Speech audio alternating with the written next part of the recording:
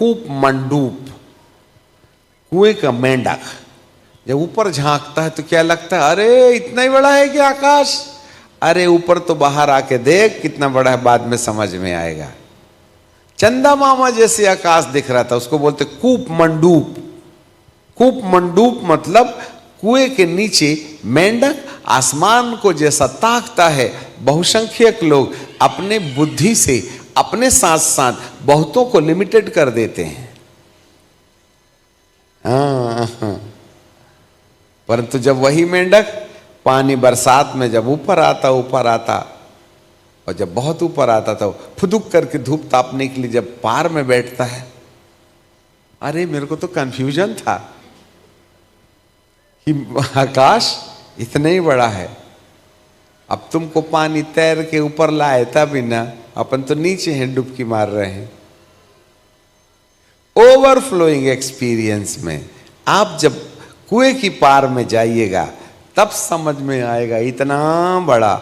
आज हम अपनी सूझ और बूझ और समझ में परमेश्वर के बारे में इतना ही संकीर्ण हो गए हैं।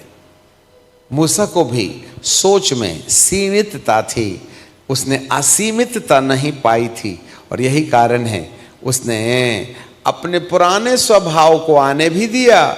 उसका स्वभाव जरूरी था, कम से कम गुस्सा होता तो होता तहाँ तक ठीक, कम से कम पटिया तो नहीं तोड़ता रे बाप, उसने क्या बिगाड़ी तेरा। हाँ याद रखिएगा, कई लोग खाते भी नहीं और कलीसिया को खाने भी नहीं देते। हाँ, जो घास चारा दिया उसी को खा के परसों मरने वाली कल मर जाइयो, पर मेरी कलीसिया में मरियो, आगे नहीं जाना। समझ में आ गई बात। तो बाबा मूसा ने भी पटक दिया पटिया, ना पढ़ूंगा ना पढ़ने दूंगा। तो कलीसिया भी कहते चलो अच्छा है, अब तो तुम हमको नहीं पढ़ने देते तो दफन ही कर दो। अब आप बताइए पटिया पटका तो क्या हुआ इजराइलियों का, कितने मरे थे नहीं मरे थे पटिया पटका, तो बाद में मरे होंगे। वो कानून मिल जाता तो सीख नहीं लेते बेचारे। अब परमेश्वर भी नाराज हो गया।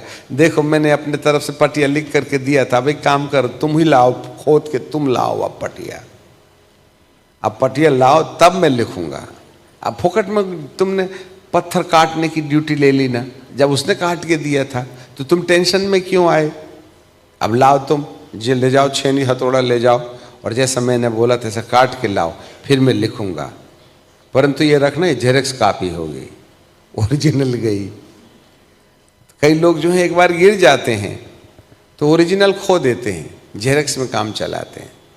और 90% लोगों का कारोबार जेरक्स में चलता है, नो ओरिजिनलिटी, क्योंकि उनको शौक नहीं था। शामूल के देखो बच्चा ही था, हफ्ता 15 दिन हुए हैं ना अंदर बैठे हुए,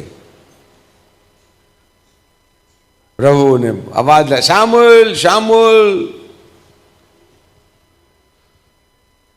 जो अंदर से परमेश्वर की खोज में रहेगा, जो शौक से प्रभु के करीब आएगा, उसका रूपांतर अंदर से शुरू हो जाएगा। या तो आप बाहर से बदल लो नियम कानून के मानने वालों, या अंदर से धार्मिकता को स्थापित कर दो। और जो अंदर से बदलाव को अनुभव करता है, ये वे लोग हैं जो प्रभु को प्यार करने का शौक करते हैं। किसी के बोले दुआ नहीं करते, किसी के कहे दुआ नहीं करते, किसी काम के चक्कर में दुआ नहीं करते, वरन उनका अपना एक शौक है। ऐसे लोगों का रूपांतर अंदर से होता है, और जब अंदर से रूपांतर होने लगता है तब हमारे व्यवहारिक जीवन में बदलाव नजर आता है। हमको कोई बोलता नहीं, ए गुस्सा मत हो, ए चोरी मत कर, ए मोबाइल बंद कर। कोई बोले भी तो हम थोड़ी ना मना कर देंगे, बंद कर देंगे मोबाइल। आज हम बहुत डांट मारते हैं मोबाइल के चक्कर। हम भी यहां पर बोलते हैं लड़का लड़की नहीं करना, 3 महीना हो गए फिर भी हमारी आदत नहीं गई। आखिर पिटवा लिए ना सिर में डंडा। नहीं बदलने वाले हैं। बाहर से हमको ज्ञान मिल रहा है, परंतु आप अंदर से प्रभु के साथ संगति में नहीं रहना चाहते। और जो अंदर से नहीं बदलता उसको कितना ही डांटो फटकारो, परसों के दिन वही करेगा जिसको नहीं करने के लिए हमने, और उसने खुद ने भी निश्चय किया था आज के बाद मैं ऐसा नहीं करूंगा, उसके बावजूद भी yes there should the transformation should has to be take place in our inner man। इसलिए आप शौक फरमाइए दुआ करने का। आपको कोई बोले तो प्रार्थना करो, आपको कोई बोले कि बाइबल पढ़ो, चलो कल 3 अध्याय पढ़ के आना, तो हमारे कहने से ना तुम 3 अध्याय पढ़ने की बात करते हो। तुमने अपने मन में ये क्यों नहीं डिसाइड किया कि मैं 4 अध्याय पढ़ूंगा? जो अपने मन से 4 अध्याय पढ़ने की शपथ खा लेता है ना, उसको रोक नहीं सकता कोई। अरे 3 अध्याय, मेरे को तो 1 में नींद आ रही थी, शाम को पढ़ लेंगे। तुम्हारी शाम कभी हुई है पढ़ने के लिए? मूसा का रूपांतर बाहर से था, इसलिए उसके जीवन में कोई परिवर्तन नहीं था। शामुएल का जीवन अंदर से रूपांतरित था। वो चाहता तो कहता मम्मा मम्मा थोड़ा बड़ा हो जाऊंगा तब लाना ना, अभी गिल्ली डंडा खेलूंगा। दूध छुड़ाने के बाद बच्चा 5 साल के बाद अपने माँ बाप को छोड़कर अपना सिर माँ की गोद में रखता और माँ ऐसे गुड्डू गुड्डू करके उसको कहानी सुनाती। अब कहाँ सफोकेटेड एरिया में पड़ा हुआ है वो। और ये उसकी जिंदगी की कीमत थी जिसको परमेश्वर ने स्वीकार किया, और आखिरी तक वो चलते रहा। जब तक शामुएल जिंदा रहा, जब तक हनूक जिंदा रहा, परमेश्वर के संग चलते रहा। जो अंदर से उसकी खोज करते हैं, उनका अंदर से जब रूपांतर होता है तो बाहर रूपांतर दिखाई देने लगता है। अब यहां पर जो आज भविष्यवाणी के वचन याद रख लेना। अब हम फिर से विषय में आ जाते हैं। इब्रानी की किताब उसका 10वां अध्याय उसके 26 पद में, तो वहां क्या लिखा हुआ है? सच्चाई की पहचान प्राप्त करने के बाद हम जानबूझ करके पाप करते रहें तो पाप के लिए फिर कोई बलिदान बाकी नहीं है। अब हमको सच्चाई मालूम रहती है और उसके बाद भी जो बात प्रभु कहते हैं ये नहीं करना, हम वही करने लगते हैं। हमको बाइबल मालूम है, वचन मालूम है, ऐसा नहीं करना चाहिए, हम वही करते हैं।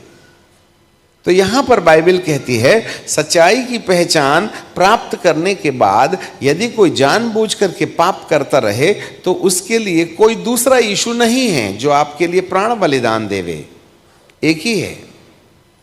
तो पापों के लिए कोई बलिदान बाकी नहीं है। इसलिए अपने जीवन के अंदर जो घटनाएं परमेश्वर, जो आचरण परमेश्वर हमारे जीवन में पसंद नहीं करता है, उसको लगातार दोहराते रहिए तो आपका संबंध, आपके लिए प्रभु का जो अनुग्रह है वो समाप्त हो जाएगा।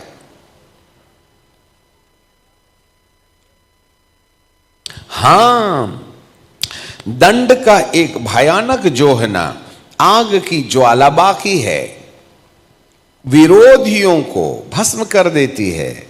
जैसे मूसा की व्यवस्था का ना मानने वाला 2 या 3 जन की गवाही पर बिना दया के मार डाला जाता है। तो सोच लो, अब जरा देखना, ये उलाहना है, तो सोच लो कि वह कितने भारी दंड के योग्य ठहरेगा। हमको मालूम है फिर भी हम नहीं समझ पा रहे हैं। भारी दंड के योग्य ठहरेगा जिसने परमेश्वर के पुत्र को पांवों से रौंदा। आपको मालूम है सुनने समझने के बाद भी जबरदस्ती हम वही करते रहते हैं, तो अपने प्रभु यीशु मसीह को अपने पैरों से रौंदते हैं, ऐसा बाइबल बोलती है। यहूदियों ने तो कोड़े मारे, तुमने तो, और जिसने मेरी रोटी खाई है उसने मुझ पर लात उठाई है। यूहन्ना की किताब उसका 13 अध्याय और उसका 18 पद जरा देखिए। शायद यूहन्ना की किताब 13 अध्याय और उसका 18वां पद, यदि मैं सही हूं तो यहां ऐसे लिखा हुआ है, पवित्र शास्त्र का यह वचन पूरा हो, जो मेरी रोटी खाता है वह मुझ पर, उसने मुझ पर लात उठाई है। आ गए प्रभु भोज में खाने के लिए, और जाके पत्नी को दनादन। यहां प्रभु भोज खाए और उधर जाके मोबाइल के साथ सनासन। ठीक है। हाँ, आप लात उठा रहे हैं उसके ऊपर। आपके जूते वाले पैर मेरे पवित्र यीशु के बदन को कुचलते हैं। सच्चाई की पहचान प्राप्त करने के बाद भी यदि हम बार बार वही कर रहे हैं तो आपके पैरों के नीचे मेरा मसीहा है। ये ऐसा कब होता है? जब अंदर से रूपांतर नहीं होता है। इतनी हिम्मत तुम्हारी कि तुम प्रभु यीशु मसीह को पैर से रौंदो। और आगे लिखा है, जिसने परमेश्वर के पुत्र को पांव से रौंदा और वाचा के लहू को जिसके द्वारा वह पवित्र ठहराया जाता है अपवित्र जानता है। आपको मालूम है ढिठाई करने का मतलब क्या होता है? You are defiling the holy blood of Jesus. तुम अपने प्रभु यीशु के लहू को, जिससे तुम्हारा तार परमेश्वर से जुड़ सकता है, उस तार को तुम काट देते हो। सच्चाई की पहचान प्राप्त करने के बाद भी जानबूझ के गलती करने वाला। और इसके बाद में वाचा के लहू के बाद में पवित्र लहू को जिसके द्वारा पवित्र ठहराया गया है अपवित्र जानता है। अनुग्रह की आत्मा का अपमान करता है। हमारे पीछे बोले, अनुग्रह की आत्मा का अपमान। और बाइबल कहती है पुत्र का अपमान माफ किया जाएगा, परंतु पवित्र आत्मा का अपमान माफ नहीं किया जाएगा, न इस लोक में वरन आने वाले लोक में भी। How many people are defiling the holy blood of Jesus? How many people are really dishonoring the Holy Spirit? उसका आदर करो। सच्चाई जानी है तो उसके अनुसार चलो। तो हम कोशिश करें और चलने की तो जरूर गिरेंगे। जरा ध्यान दो, हम कोशिश करें चलने की तो जरूर गिरेंगे, परंतु यदि हम उसकी खोज में लग जाएं तो वो अंदर से हमारे जीवन को जब रूपांतरित करना शुरू कर देगा, तब हमको सच्चाई बताना नहीं पड़ेगा, हम आपसे आप सच्चाई में चलने लगेंगे। तो प्रभु यीशु मसीह को पैरों से रौंदने के बजाय हम उसको अपने दिल में बिठा लेंगे। बहुत से लोग कोशिश करते हैं, प्रभु हर अभी 31 तारीख आएगी अभी जनवरी दिसंबर की, हाय प्रभु हम 2026 में तेरे साथ चलेंगे, और बस 7वें दिन फुग्गे की हवा फुट, है ना। मेहमान आए एक बार और अपन ने चिकन बनाए कि खुली बाटल, फिर गया आदमी। और एक बार जो गिरी गाड़ी तो साल 6 महीने नहीं उठती। आईसीयू में कहते हैं, डॉक्टर ने बोलना अब यदि तुमने एक भी घूंट पिए तो 15 दिन के मेहमान हो। तब जाके बड़ी मुश्किल से, कई तो पी पी के मर जाते। 15 का है, कल भी आ जाए, छोड़ूंगा नहीं, गया टपक गया। इसी को कहते हैं दंड का वाट जोहना। It is good to try our level best to walk in line with the word of God, but at least desire तो रखो कि मुझे परमेश्वर के संग चलना है। एंड देन फिर उसके बाद में इसहाक एकांत में जाता था। देखो भाईजान, ये अंदर वाले भूत को ना तुम जितना भी डांटो फटकारो, वो इतनी आसानी से तुम्हारी बात मानेगा नहीं। हफ्ता 15 दिन के लिए चुपचाप, दादू आ गए चुपचाप रहे। उसके 15 मिनट के बाद में काय का आदू और काय का दादू चाप बोले पिएंगे।